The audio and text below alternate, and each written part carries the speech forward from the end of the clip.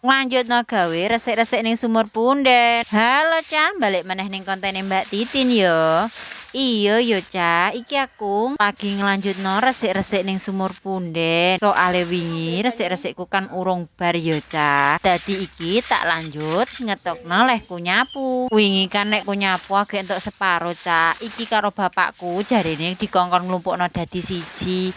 Tapi aku emoh soale apa leruane sik teles dadi tak jejer tak dawakno kaya ngene ben engko nek diobong iso mekan kabeh. Iki tak saponi ning area sumure ketok wis resik Cak, aku leren dhisik yo aku ape ngombe, aku yo ketelak iki. Iki mang emang sengaja aku sangu banyu ka omah. Aku tak ngombe sik yo Cak, bismillahirrahmanirrahim. Walah seger tenan Cah. Ternyata yo pegel resik-resik ngene iki Cah, lempok rasane. Bariku langsung lanjut nyapu meneh yo. Lah piye leh ku nyapu urung bar. Mosok wong mergawe kok separo-separo. Rak yo ora penak. Jare wong desa nek nyapu iki kudu sing resik ben bojone mbari. Ngono iku mitos apa fakta, Cak? Wis bar lek ku resik-resik karo bapakku iki leren istirahat, aku ngombe meneh. Bapakku tak tawani ora gelem. Wis bar leh ku resik-resik iki wis tak klumpukno kabeh luruane karek siap diobong. Iku jarine ape diobong bapakku. Dadi iki ape tak tinggal mulai hae. Jenenge nak wong goheman yo ngene iki Cah, iki mang suket sing dibabati goheman kena gawe pakan wedhus dadi tak go mulai iki engko ape gawe pakan wedhus.